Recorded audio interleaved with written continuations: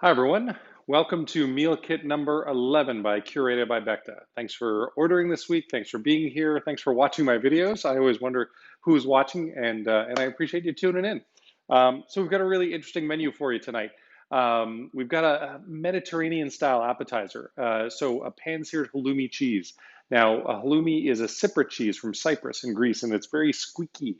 And but what it does is it lends itself to actually being pan-seared, which is very unusual for cheese. Usually it'll just melt away. So think of like the best cheese curds you've ever had, and that's kind of it. And then for the main course, we've got a maple smoked game hen. So we've taken all the hard work out and we've smoked this thing and we've cooked it completely. That's in the oven right now. Just put it in there in your containers that it comes with. You've got some roasted carrots in there as well. Just put the whole thing in. 375 for 15 minutes. I just literally put mine in so that we can get things rolling a little bit. We have an optional jerk shrimp skewers tonight as well, which is some crazy good Argentinian shrimp, and it's wild caught, and they're just the tastiest thing out there. And it goes along with the barbecue theme. The barbecue is the Alabama barbecue sauce for the hen, and so the jerk spice, it kind of fits in there. And then tonight we have a chocolate tureen. Usually I pre-plate dessert, but tonight I'm going to take it out of the fridge at the last minute so that it holds its shape really nicely. So we'll get things rolling.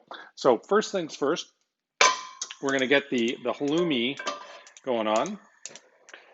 So it says you can use canola oil or vegetable oil. My favorite is actually grapeseed oil because if you have that, because it has a high smoking content. So you can get the pan super hot and that'll be beautiful for the halloumi. Just moving around in there. And while that's going on, we're going to get our salad going on. We've got this beautiful local baby spinach, and we have a brown butter vinaigrette. Now, if it's a little firm, you can warm things up a little bit in the pan. A warm vinaigrette is actually not a bad thing. I pulled mine out about 15 minutes ahead of time to sort of loosen it up because we want it to really coat the spinach nicely. And don't forget salt and pepper. Of course, I usually have it ready to go. Now, the vinaigrette itself is seasoned, so you don't have to put too much salt and pepper on there, but I like mine with a little bit more salt and pepper, and that's where I'm going with this. Okay, now the pan should be nice and hot. I'm a big fan of cast iron pans, and so they just sear so beautifully. So we're gonna put the halloumi right in there. It's gonna be about 2 minutes aside, but it's until it gets brown. So it really depends on your cooktop. I've got a pretty high heat gas cooktop there, so it might not need quite 2 minutes on my side, and the cast iron pan also retains a lot of heat, so that's a nice thing. So I want to look at so tossing the baby spinach with the brown butter vinaigrette, and we're going to put it on the bottom of the plate.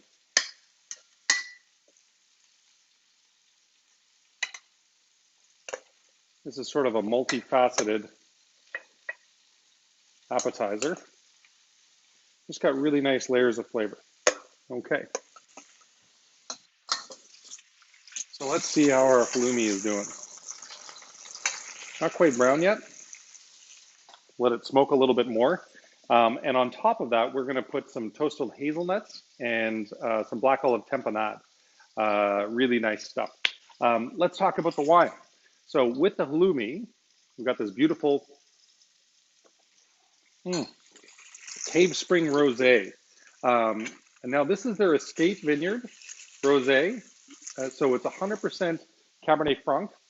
And it's just delightful. It's like summertime, it just screams summertime. Bright strawberry and rhubarb flavors, a little bit of mint, a little bit of citrus. And it's all of their estate products at Cave Spring do really well. That's like their really special hand harvested stuff that they only do from their own vineyards. So the halloumi is almost ready. When we do this, let's not burn my hands, shall we?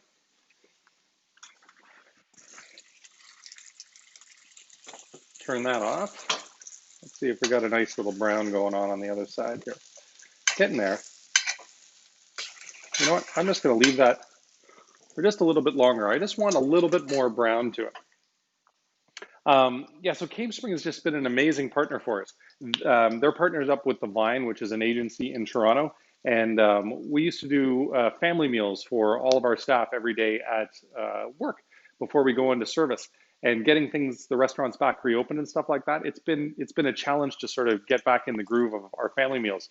And so what Cave Spring and The Vine have done has actually gone and bought pizza from a really kick-ass pizza place locally and served it to our staff at family meal time lately. So we just love them. They're amazing partners in so many ways. Okay, so I'm sure that this is going to be great.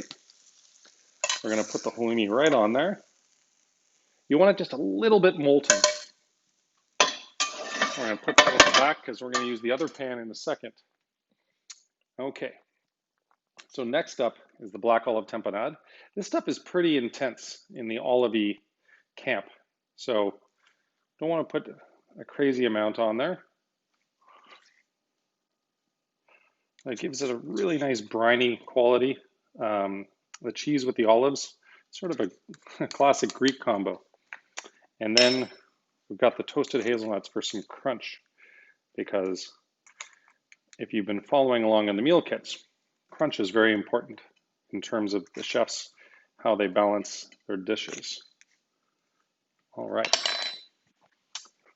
Make sure you wipe down your plate.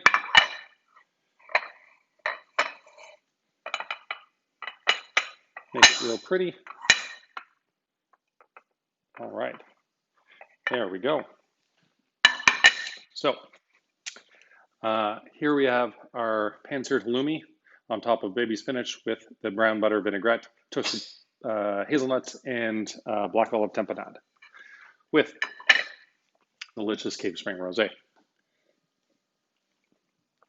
All right, now we're going to get to the main course. So there's a couple things to do. First of all, we're going to get our cream corn going on. Now, cream corn has holds a special place in my heart. One of my sort of desert island food. The thing that my mom cooked for me when I was young a lot was pâte chinois, shepherd's pie, French Canadian shepherd's pie. And in it was cream corn, not regular corn, but cream corn. So we take some great local corn and we sort of mash it up, break out all of the sugars to it, and then add some cream and some salt and pepper to it. And it's great. Again, we always under season it just a little bit in case you don't like too much salt and pepper. But in this case, we're going to throw some more in there. I put it in with half a cup of water, but you can also put it in with a half a cup of milk or cream, depending on how creamy you like your creamed corn. And we want it to just be a little bit runny. So we're going to boil this up. There we go. I can already smell the beautiful smokiness of the hen, which is in the oven. Now, while that's going on, we've got two other pans here. Again, going back to my grapeseed oil. And this is going to be for our Swiss char. Okay, we'll get that pan nice and warm. And then we've got our jerk shrimp, which is going to go on here. So let me get this pan going nice and warm. And again, I'm a big fan of the grapeseed oil. It's also a very neutral oil. It doesn't have a ton of flavor to it. Olive oil is terrific for dressing salads and for cooking on lower heats, but you don't want to use it when you're cooking higher heat things because it'll burn. It has a lower smoking point than a lot of the other oils out there, like canola oil, vegetable oil, and grapeseed oil. I'm a big fan of the grapeseed oil. Okay, so we've got our jerk stuff there. We've got our Alabama barbecue sauce. Now, Alabama barbecue sauce, as opposed to the Kansas City stuff, if you had the rib kit last week, is a mayonnaise-based barbecue sauce. So it's tangy, but it's also very creamy. So the hen is smoked, and we're just going to literally brush this stuff over top. It's not like barbecue sauce on ribs where you're just slathering it on and baking it in and slathering it on and baking it in. This stuff is really just sort of a finishing barbecue sauce. So corn's doing nicely. Warming up, getting rid of some of the water I put in there to juice it up. The shrimp is going on. The hen's going on. All right, let's talk about the wine while everything's warming up. So My favorite red grape from Niagara. So this is a Leaning Post Gamay Noir, tiny little producer. The Vismer Vineyard is one of the oldest planted vineyards in Niagara and oldest plantings of Gamay in Canada, and Gamay Noir, the grape in Beaujolais. And it's just beautiful. Gamay Noir in Ontario, to me, is like Pinot Noir in New Zealand. We can really make this thing world class. And the Vismer Vineyard from Leaning Post is exactly that. It's light, it's refreshing, it's beautiful acidity, it's got tart cranberry things going on, some herbal qualities to it, that smell of tobacco leaf. It's just nice. So it's like a great growth of Beaujolais. It's got a little smoky quality too, which I think is just awesome. And you know what I want to do is remember not to leave my spoon in there. Let's burn it up. Okay. So Swiss char is going in next. And we just want to wilt it a little bit. So I'm putting it in the hot pan, and literally I'm going to turn the pan off. And that's just going to wilt slowly over the next minute or two. Now, Swiss char is naturally bitter, so don't forget to add some salt to it. We don't season the Swiss char at all. And then next up, the shrimp is going on. I'll put it right in there. And these guys go fast. So literally maybe 45 seconds aside and you're done.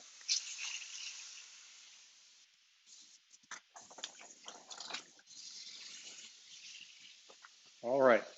And then we've got some jerk sauce to put on afterwards. Got our plating stuff.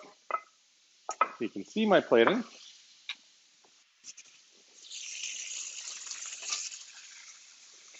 Yeah, the shrimp is going to go fast.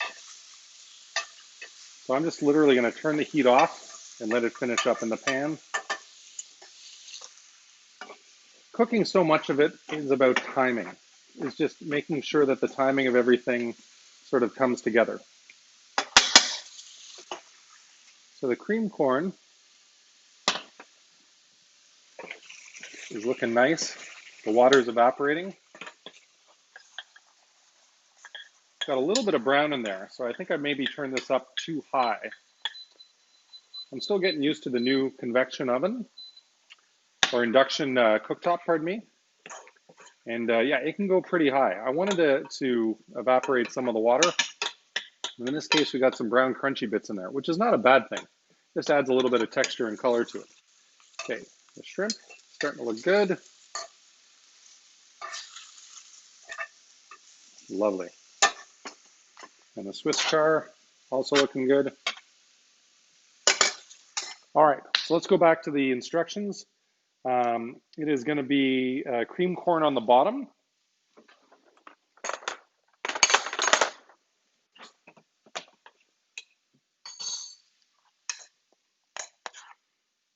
Yeah, the texture is really nice. And the brown bits actually add a nice color and crunch to it. It's just basically caramelized sugars from the cream. So that's not a bad thing. Kind of like brown butter. Things are going to beep for a little while. All right. Got all that good stuff in there. Okay, next up, we're going to do the Swiss char. Top there, get some nice color. Swiss char at this time of year is just so great. So this is a rainbow Swiss char, so it's got the reds and the greens in there beautifully. Sometimes you can get some yellows. I'm going to put the shrimp right on there, on the side.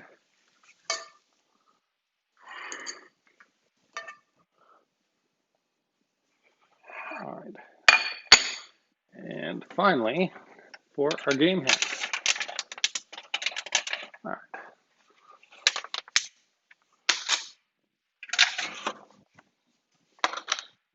Beautiful. Okay, very important. Barbecue sauce on the hen. Don't forget that. That's what gives it all the flavor. There's a lot of barbecue sauce here. I probably don't need everything that we're giving you. But if there's extra, just put it on other things because it's delicious. I gotta say, my Chef Rich's obsession with barbecue is pretty intense, and I love it because I'm a big barbecue guy as well. So we're gonna put the carrots down first. Make sure to have them poke out the side because we love seeing all the different colors. Oh, there's more tucked underneath.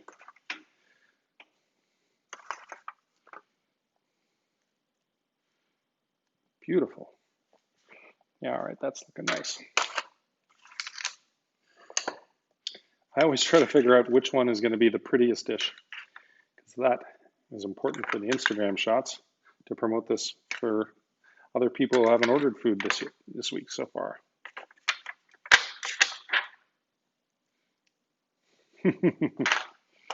There's my guy. Okay.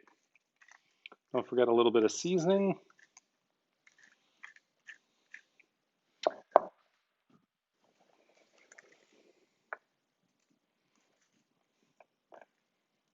Lovely.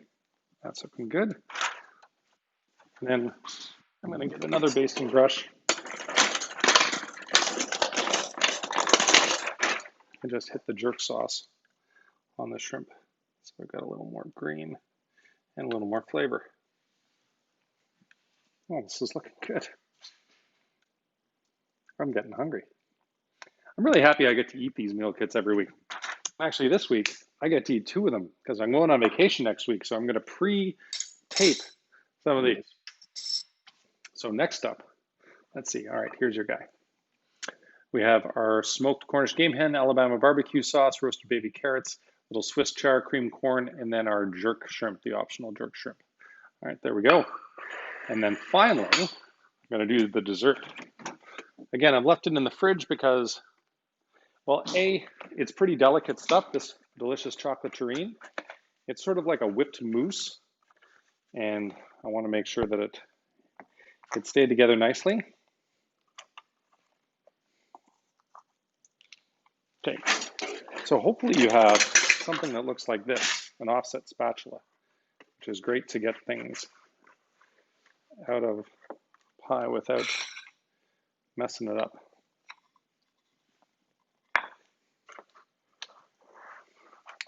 Now, this is actually very similar to a chocolate terrine we had on the menu when Beckta first opened 17 years ago. I think we called it a chocolate marquise. Our original chef, Steve Vardy, put that on the menu. And it was decadent and delicious. So this is a creme anglaise, and it's done with some Grand Marnier. So we're just going to sort of ladle it on there. And we'll do a little bit on the side.